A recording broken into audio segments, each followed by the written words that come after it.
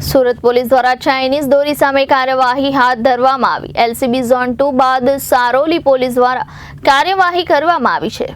Surat police દ્વારા Chinese દોરી સામે કાર્યવાહી હાથ ધરવામાં આવી રહી છે, ત્યારે એલસીબી ઝોન 2 બાદ સારોલી પોલીસ દ્વારા પણ કાર્યવાહી કરવામાં આવી હતી। સારોલી પોલીસ નિયલ ચેકપોસ્ટ પાસેથી ચાઇનીઝ દોરી કબજે કરવામાં આવી છે। એક કિસમ રાજસ્થાનથી સુરત ખાતે ચાઇનીઝ દોરી વેચાણ કરવા માટે લાવ્યો હતો। સારોલી પોલીસ 108 જેટલી ફિરકી કબજે કરી છે અને પોલીસ દ્વારા પ્રતિબંધિત ચાઇનીઝ દોરી વેચતા લોકો સામે કાર્યવાહી કરવામાં આવી રહી છે।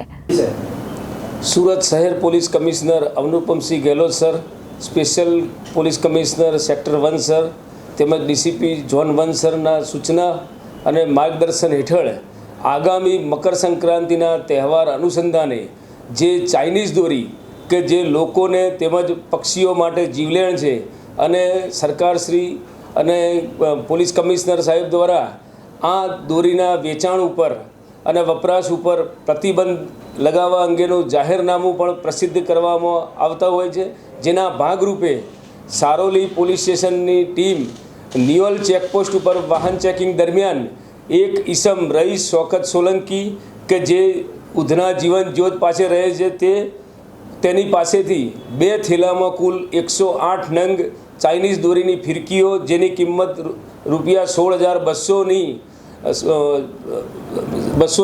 મત્તાની સારોલી પોલીસે જપ્ત કરેલ છે અને સદરુ ઈસમ વિરુદ્ધ જાહેરનામા ભંગ અંગેનો ગુનો દાખલ કરવામાં આવેલો છે અને તપાસ ચાલુ છે। Reporter Arvind Rathod, Janadesh news, Surat.